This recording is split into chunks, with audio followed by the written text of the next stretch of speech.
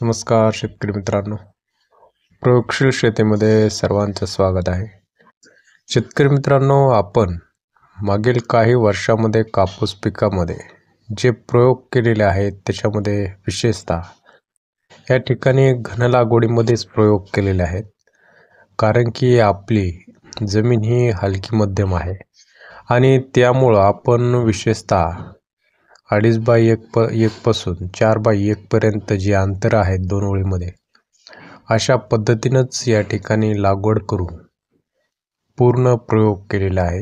तर शेतकरी मित्रांनो, आपण जी अंतरं निवडलेली आहेत त्याच्यामध्ये यावर्षी 3x1 व 4x1 अशी दोन अंतरं या ठिकाणी यावर्षी निवडलेली आहे. तर शेतकरी मित्रांनो, आपण आता या ठिकाणी जी वाढपातींची शेंडे आहेत ती कट केलेली आहेत. कारण की विशेषतः ज्या प्लॉटमध्ये आपण गळफांदी खुडलेली नाही त्या प्लॉटमध्ये आपण या ठिकाणी गळफांदीचे शेंडे खुडलेले आहेत. आणि मुख्यतः आपल्याला बघायला गेलं तर जे दोन ओळीमधील अंतर आहे ते याच फांद्यामुळं या ठिकाणी मिळत असतं. आणि वाढफांदीला म्हणजे गळफांदीला या ठिकाणी पाते आणि बोंड जरी लागत असले तरी त्याचं वजन हे त्या प्रमाणात भरत नाही. आणि त्या ठिकाणी आपल्याला एकरी उत्पादनामध्ये भरीव वाढ होण्यासाठी आपण त्या ठिकाणी आता शेंडे या ठिकाणी खुडत आहोत. याचा मुख्य फायदा म्हणजे आपली जी पातेगळ आहे ती जास्त प्रमाणात होणार नाही आणि एकूणच जास्त शेंड्याकडे याची स्पर्धा न होता पूर्ण अंतर हे आपलं पॅक होणार नाही आणि जास्त दाटी झाल्यामुळं आपलं तिथं भविष्यातील नुकसान जे आहे ते कमी होणार आहे. तर शेतकरी मित्रांनो, या ठिकाणी बघू शकता अशा पद्धतीनं आपण आता जी वेगवेगळे प्लॉट डेव्हलप केलेले आहेत त्यापैकी एका प्लॉटचे गळफांदीचे शेंडे या ठिकाणी खुडलेले आहेत. तर शेतकरी मित्रांनो, आपण जर अंतरही जास्त घेतलेले असतील 4x1 पेक्षा अंतर दोन ओळीमध्ये जास्त घेतलेले असेल तर या ठिकाणी तुम्हाला कोणतीही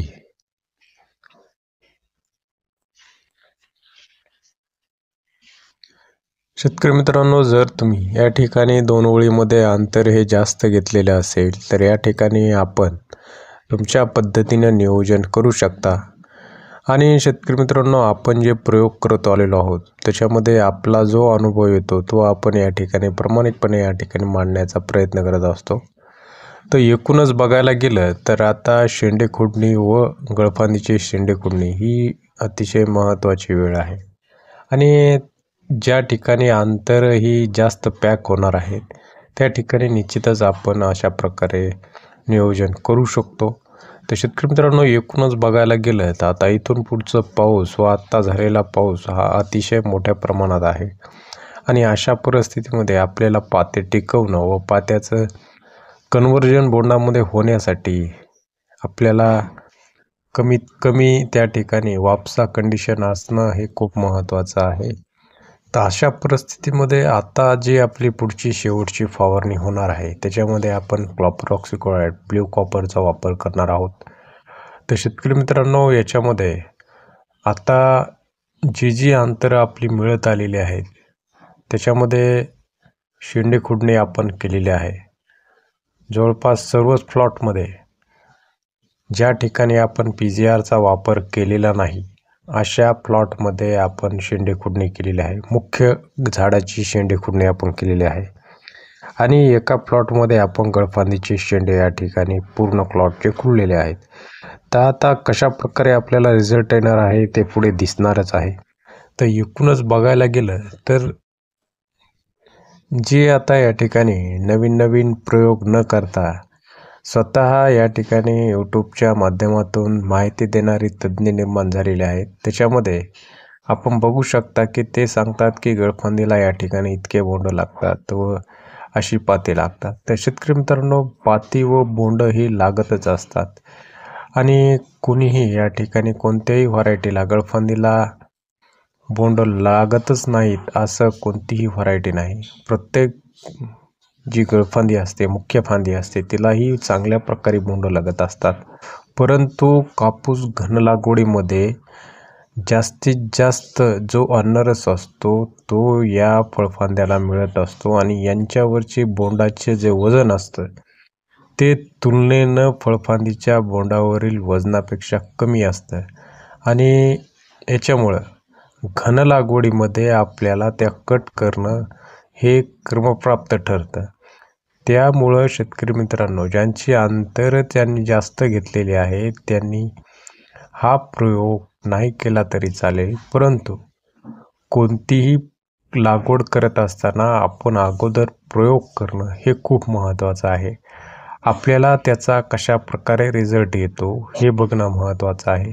आपल्या घन लागवडीमध्ये हा प्रयोग केल्यानंतर आपल्याला खालील फांद्यातील बोंडाच्या वजनामध्ये किती फरक येतो एकूणच बघायला गेलं तर एकंदरीतच त्या ठिकाणी एकूण वजन आपल्याला प्रत्येक बोंडाचं किती येतं हे निश्चितच आपण प्रयोग करूनच या ठिकाणी बघितलं पाहिजे. कारण की जेव्हा कापूस वेचणी होते त्यावेळेस आपल्याला हे प्रयोग या ठिकाणी जे कापसाचं वजन आहे ते मोजणं खूप महत्त्वाचं आहे. तर शेतकरी मित्रांनो, गळफांद्यालाही बोंड लागत असतात, परंतु वजनानं कमी व अन्नद्रव्याचा उचल त्या फांद्या जास्त करतात. त्यामुळं घन लागवडीमध्ये आपल्याला त्या कट करणं हे खूप महत्त्वाचं असतं.